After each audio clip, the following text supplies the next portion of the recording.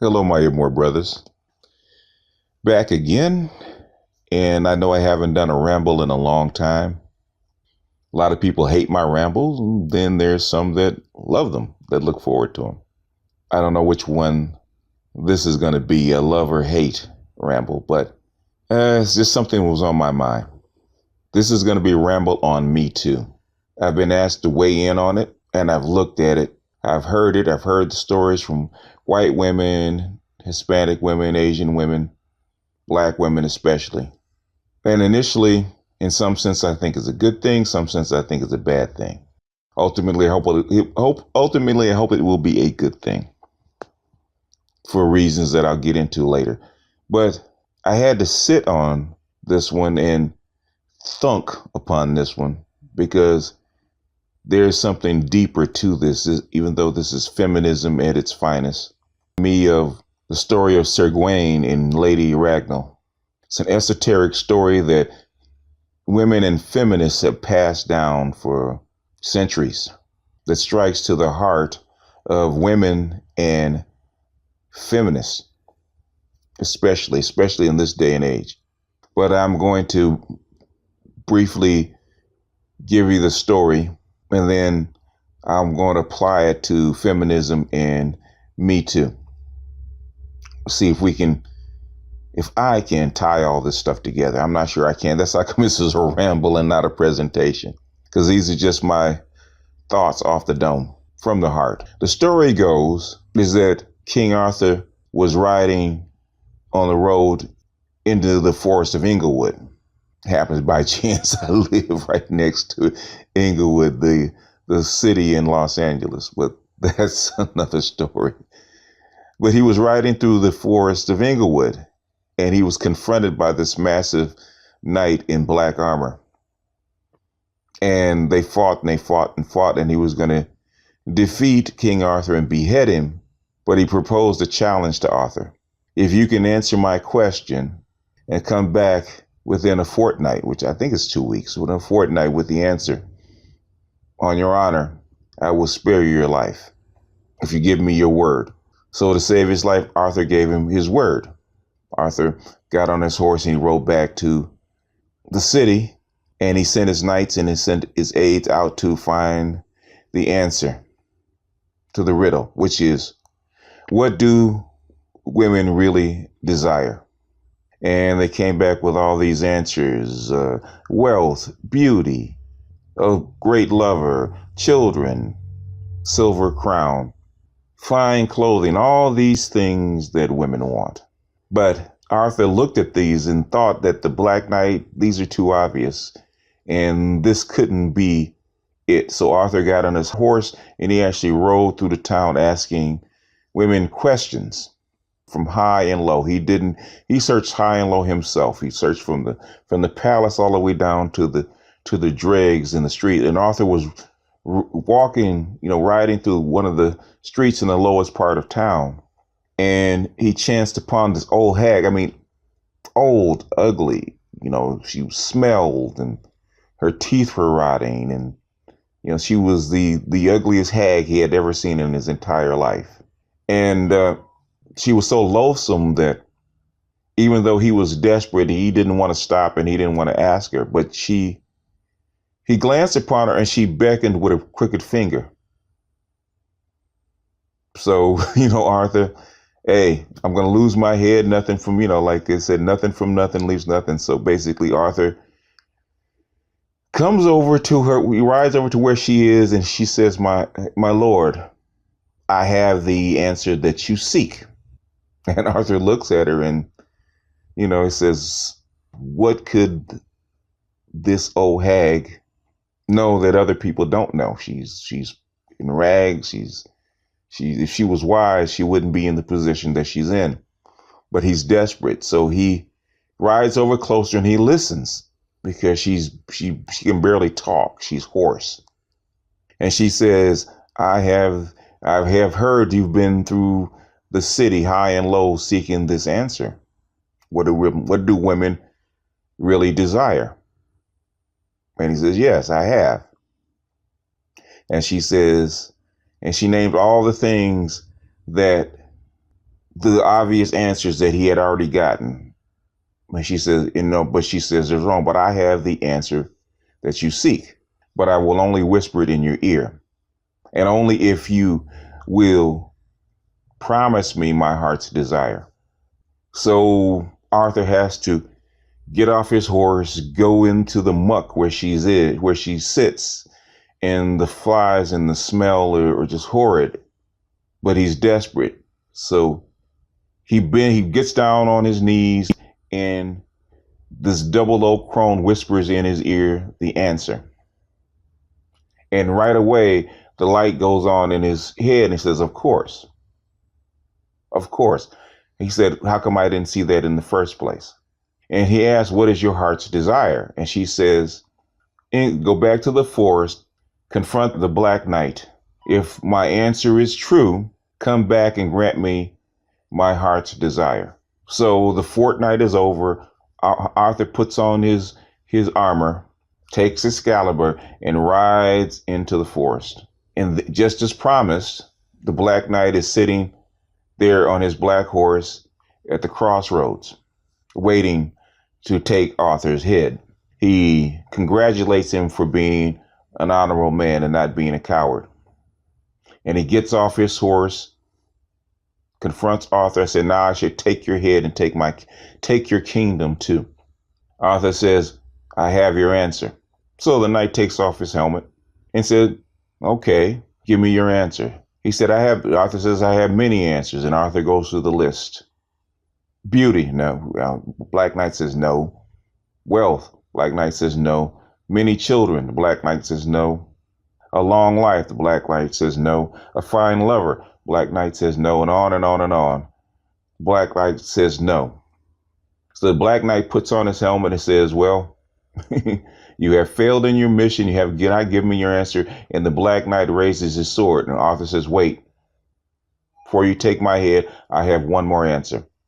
The Black Knight roars with laughter and says, give me your final answer before I take your head. And Arthur looks him square in the eye and says, a woman's true heart's desire is not fine clothes, not money, not a fine lover, not a long life. A woman's true desire is sovereignty. Sovereignty over herself, sovereignty over her body, sovereignty over her own life, and lastly, sovereignty over men. The Black Knight bellowed in anger and roared to the heavens, said, curse Lady Ragnall, my sister, curse her soul to hell. You have been talking to her, and she has betrayed me. She has betrayed me and my legacy of your head and your kingdom. He spat on the ground, put on his helmet, got back on his horse, and rode away. And as promised, Arthur gave her what she wanted. Lady Ragnall got Sir Gawain as a husband. And you can actually hear the rest of the tale. Now, how does it tie it into feminism? You probably can already guess where I'm actually going with this. Feminism, or Ain't I a Woman, as Sojourner Truth eloquently said, feminism is not about equality. It's not about equity. It's not about independence. Feminism is about what Lady Ragnall actually said, sovereignty, rulership, ownership. Ownership over herself, check, is feminism. Ownership over her body, check. Ownership over her life, check. And the last that they're actually working on, which is what radical feminism actually wants. Rulership, sovereignty over men. Check, check, check. That is the ultimate goal of feminism. Feminism started with Lady Ragnall. What woman's true heart desire is sovereignty over those four different categories. And the last is sovereignty over her man. Me Too is about those four things. Me Too is not about sex. Me Too is not about morals. Me Too is about sovereignty. Sovereignty over her body. sovereignty over herself, sovereignty over her life, but sovereignty over men. Me Too is about sovereignty over men. What can men say? How can men engage in sex? How can men interact with women? They want sovereignty over men. They want men to walk with their heads cast down. They want to reduce all men to a black man in Jim Crow South, where a woman on the sidewalk, especially a white woman on the sidewalk, men have to cast their eyes down and look away. Only speak when spoken to. Have sex when the woman desires, or not have sex when she doesn't. It's about sovereignty. The first three categories I don't have a problem with. Women should have sovereignty over their bodies, sovereignty over their lives, sovereignty over themselves. They should have ownership over themselves. But with ownership takes responsibility. Feminists want sovereignty without responsibility. Me Too wants sovereignty over themselves without responsibility. I was listening to Tim Black, and he was interviewing this woman that got, this guy Jordan, I can't remember his last name, fired from the Young Turks because she had an extramarital affair with this journalist of the Young Turks, and she was scorned by him. And rather than take responsibility over the sovereignty over her own body, she actually made a Me Too post. She cheated on her husband. She had an affair with her boss or the guy that hired her, wherever you want to put it. And as she's telling the tale, which it took her an hour to even get into before she actually told the tale about her having the affair, she claimed her sovereignty, but she didn't take responsibility for it. And I think there's a lot of that going on in Me Too. Even though they have sovereignty over their bodies and they want to claim sovereignty over their bodies, they don't want to take responsibility for their sovereignty. They want to be sovereign over men without the responsibility of those men. They want the headship, the rulership, but they don't want to do the heavy lifting. And the black community is ripe with that. We don't have to even question. Our women do that all the time. They want sovereignty and have sovereignty over their men, given to them by the United States of America. United States of America has given black women sovereignty over her men. Black women have sovereignty over their bodies. They have sovereignty over their lives. They have sovereignty over themselves, and they have sovereignty over their men. Check, check, check. But they don't have responsibility for their men to go along with that sovereignty, or responsibility for their bodies. Because we see that when they get pregnant and they have abortions and they have babies out of wedlock. They can do all these things, but the responsibility still lies upon the men, which is where I will tell the second part of the story of Sir Gawain and Lady Ragnall. Lady Ragnall's heart's desire was to marry a knight, Sir Gawain, because he was the most noblest of King Arthur's knights. And she knew that if King Arthur asked, that Sir Gawain would do. King Arthur asked Sir Gawain to marry Lady Ragnall, and he did. And so he marries this crone, this disgusting old crone with rotting teeth and smelling flesh. And she tells him a secret. As you see before me, you see this cursed body. But since you have married me, you have broken the curse, half of the curse. Now you have to make a decision. I can be beautiful in public, or I can be beautiful in private. She says, I am giving you since you have broken the curse, I am giving you the choice. So she showed him her beautiful form, and she was the loveliest thing that he had ever seen. She was a goddess in form. And she said, you can have this in private, or you can have this in public. But you have to you and only you can make the choice. And Sir Gawain, being honorable, said, you have saved my king's life. You have saved his head. and I have married you because you have done so, and I cannot make the choice.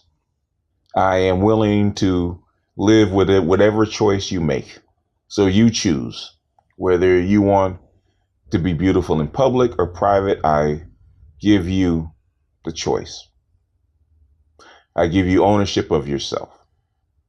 I give you the sovereignty that you asked for. And she smiled, and she was transformed, and she became beautiful both day and night, in public and private, because Sir Gawain had given her sovereignty over her own life, which is really what she desired. She took ownership and the responsibility of her life, and she did something good with it. But she did it in conjunction with her man, not over him, not through him, but with him. She allowed him to give her the responsibility, and he did. And with that, she made the right decision. So even though she had sovereignty over herself, over her life, she still followed him. She still played her role. She was still a lady. She still stayed in her place. She didn't become a knight. She didn't become a man. She stayed in her place, which women are not doing, which Black women are not doing. They're crying for us to be responsible for their sovereignty. Well, they have to do what Lady Ragnall did. By giving the choice back to Sir Gawain, she freed herself. By giving her sovereignty back to Sir Gawain, she freed herself.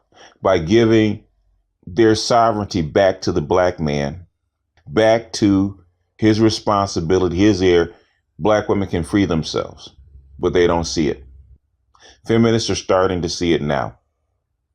At the end of the day, if you want true freedom over your life, over your bodies, over yourself, it has to be in cooperation with your man and not over him. A man is there for a reason. Your masculine is there for a reason. If you could do it by yourself, you would, but you can't. Cannot have sovereignty without responsibility. Men know that. Me Too is the ultimate. I want sovereignty without responsibility. I want to be independent and free and walk around in the world, but I don't want to learn how to defend myself or say no or take responsibility for the atmosphere that I am. I want to be like a child. I want to be free without responsibility. Unfortunately, the universe, the world, doesn't work that way. There are no options. There are only trade-offs. Sovereignty and freedom come with responsibility. That's the trade-off when you have ownership, rulership over your own life. If you want ownership and rulership over someone else, that means you have to take responsibility for what happens to the people that you are sovereign over. Black women have not learned that trick. Feminists will have to learn that trick if they want their society and civilization to survive.